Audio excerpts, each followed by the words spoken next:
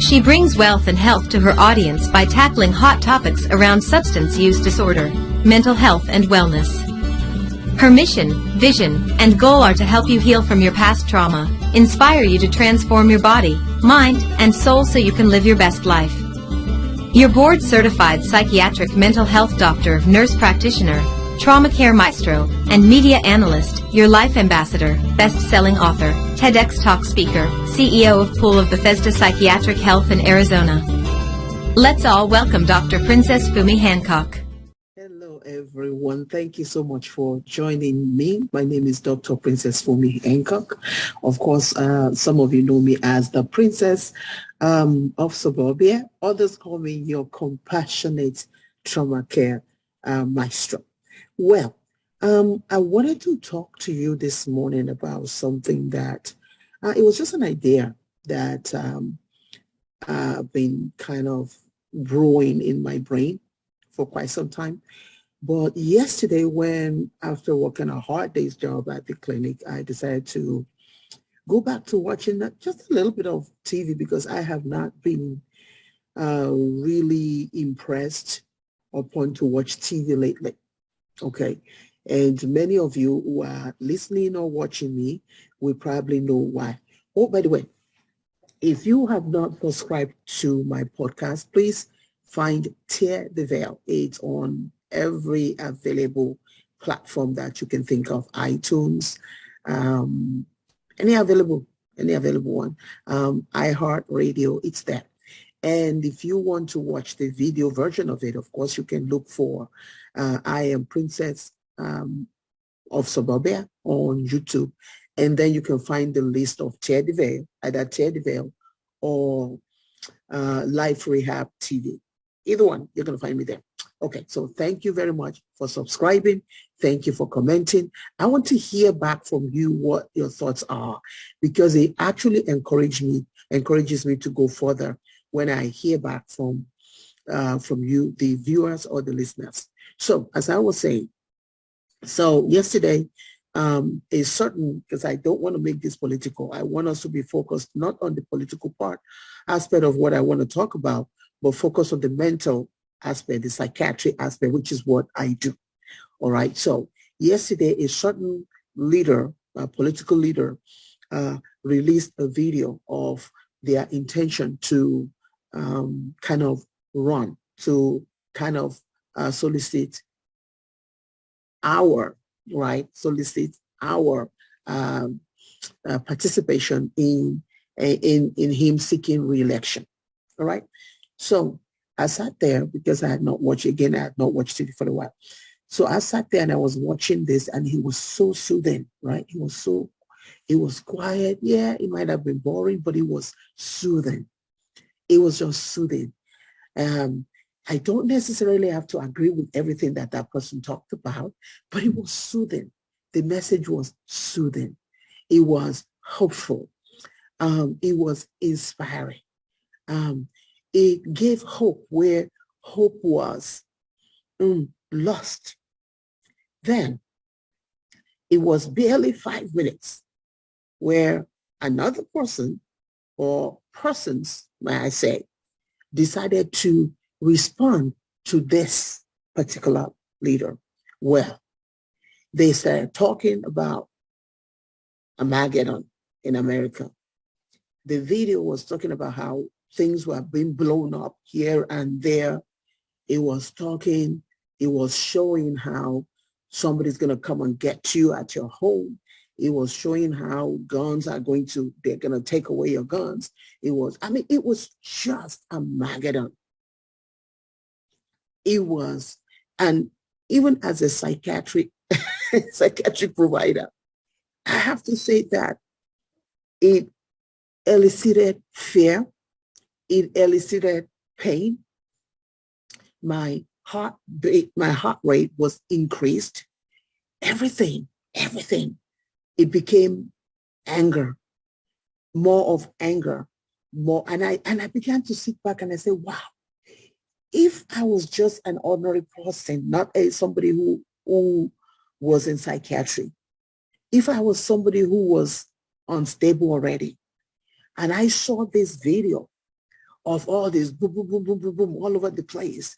China coming, Russia taking over. I mean, it was just absolutely chaotic. And if I was dealing with mental health issues already, and I saw that, I wonder what that could do to my psyche. All right. I don't want to name names. Many of you may have seen it, but I don't want to name names because this is not the focus of this discourse. The focus of this discourse is just watching America burn themselves down with stupidity and foolishness. Yeah, I said it. Stupidity and foolishness. All for what? Power? Power? Really? And I began to say to myself, I am a born-again Christian, and I've been since the age of 12. And I read my Bible. That's right. And what I see and I read in my Bible has absolutely nothing to do with what we are doing to ourselves. We are literally destroying ourselves with fear-mongering, fear-stoking, and then we wonder why people are shooting each other, why neighbors no longer trust each other. Perhaps this is the whole idea. Perhaps, I don't know, if this is the whole idea to get people so angry so that they can go out and start doing crazy stuff. Well, you are doing a good job, you leaders. But if you truly say that you serve a living God, if you truly know that your God that you serve is powerful, because I know my God is powerful, and I know that he can do his own bidding by himself. I know he can fight for himself. I know he has not called me to create fear. I know he has not called me to kill our children, because literally this fear-mongering and stoking is killing our children. When in God's name are American leaders going to stop this foolishness? I don't even know if foolishness is the right word anymore. When are we going to stop this nonsense? When are we going to understand that, hey, Africans have this adage: when you throw a stone out there thinking that it's going to hit somebody else, you better be careful, because that same stone you might be throwing it and throwing it out, throwing it out and throwing it out. And one of these days, you will not realize that your own family member is out there, and guess what? Bam in their face. Is that what you want? Leaders, Christian leaders, Christian political leaders, whatever you call yourselves, is that what we want? It is time. There is nothing wrong in having conversations that are healthy. I've been in this country for at least almost 40 years. And my goodness, I have gone from one party to the other, because it's not about the party. It's about the person. That person that is supposed to represent us. What is that person? What does that person have in them? But when you have anger and hatred, and you have everybody, some media too, some platforms too, everybody just lambasting our children with hatred, with anger, just incredibly. Don't you realize that what you are doing is torturing our children? You are literally torturing our children. You're torturing our elderly. You're torturing America. That's right. So while you are busy saying that one person is the one torturing America, you who stoke anger, who stoke fear, and then say Jesus, you're all looking pretty foolish and stupid to the world out there. America is supposed to be leaders. What in God's name are we doing? I speak on behalf of the children, of the teenagers, of the parents, of the family that I care for on a daily basis.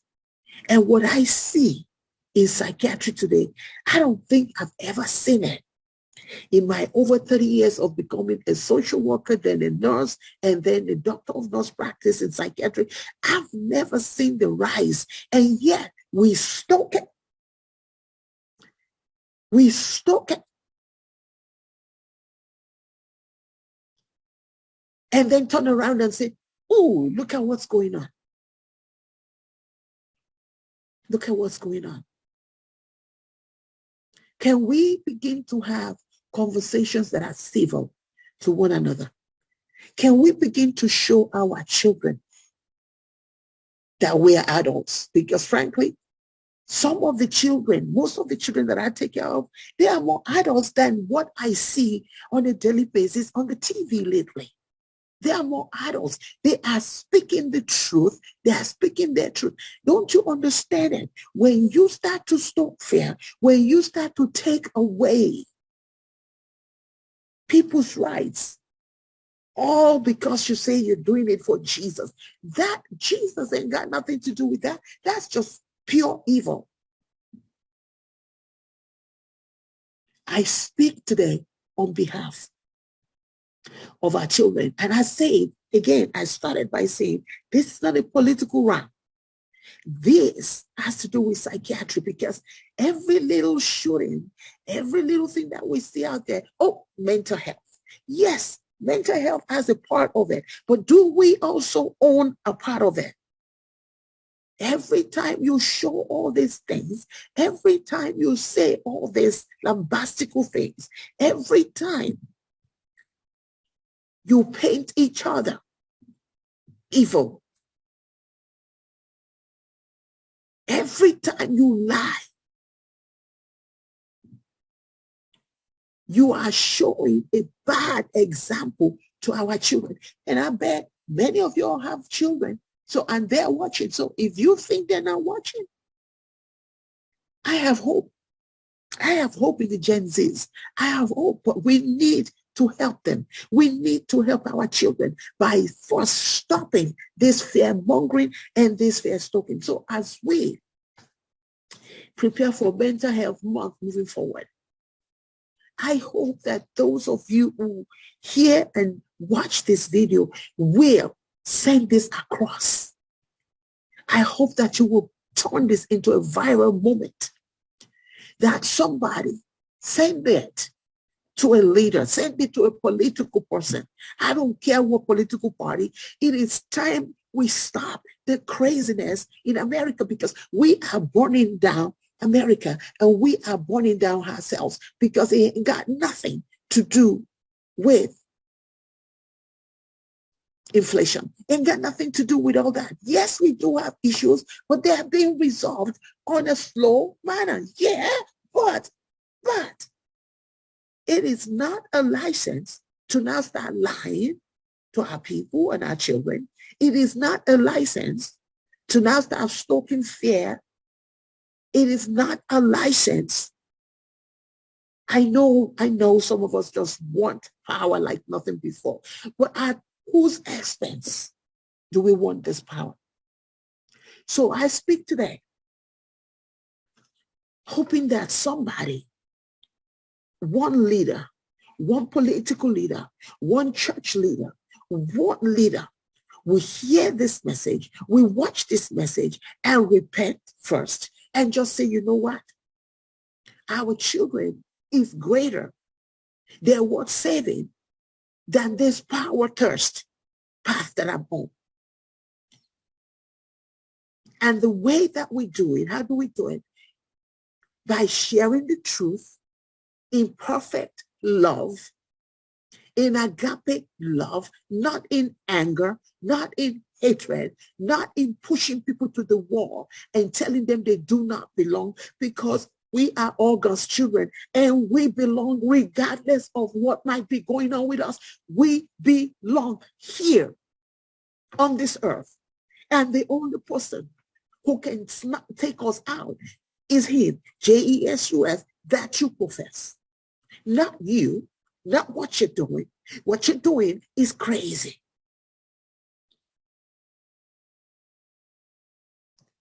So if you want to save, when you save a child, when you save a teenager from suicidal thoughts, when you save an elderly, you better believe that you're saving you too. Yeah, you might think you have all the money and all the resources in the world to shield your children, but guess what? They get to go out someday. They get to walk the streets someday by themselves. They get to go to college someday by themselves. And guess what? If you have taken away their capacity to learn diversity, what you've done is literally hurt your own child there. Bam, there you go. It is time that we tone down the rhetoric. It is time that we act and behave like adults. It is time that we act and behave like a child of a living God that we say that we are. It is time that our leaders step up and quit the anger and quit the hatred and quit stoking anger and fear-mongering and pushing things out there that don't make any sense, but that is hurting and burning down America. Because frankly, I don't know what you all are talking about. America is great. That's why I came here almost 40 years ago. America is still great. It can be better, right? But what we're doing now is we're backtracking. You might think you're doing something right, but what you're doing is acting foolish and backtracking. America is great. So I don't understand all this nonsense about you wanted to make it big. America is great. Yes, it has a lot of systemic issues, but which country doesn't, right? Which country doesn't? But we can teach our children to stand firm in the truth. We can teach them to debate in ways that make sense. We don't have to agree on everything. Even children that are born in the same family don't agree with everything, okay? But we need to stop the nonsense and save our children. So thank you so much for listening to me. I hope that you will take this and take this to heart. If you are a Christian, pray on it. If you're a Muslim, pray on it. If you're an atheist, think about it and meditate over it. But I know this one for sure. We were all created in his image. We are all created in his likeness. In his likeness. It's not our role. It's not anybody's role to try to mold other people, but to show the love of Christ, to show the love of God, whichever. Show the love of God. And that's how you can get to the heart of people. But more importantly, it is time we save our children. Until next time, be inspired, be motivated, be of sentimental value. Understand that you are the hero in your life story. So don't you dare allow anybody to rewrite your own story. Stand for what is true. Stand for what you're proud of. Stand firm. And please save our children. Thank you.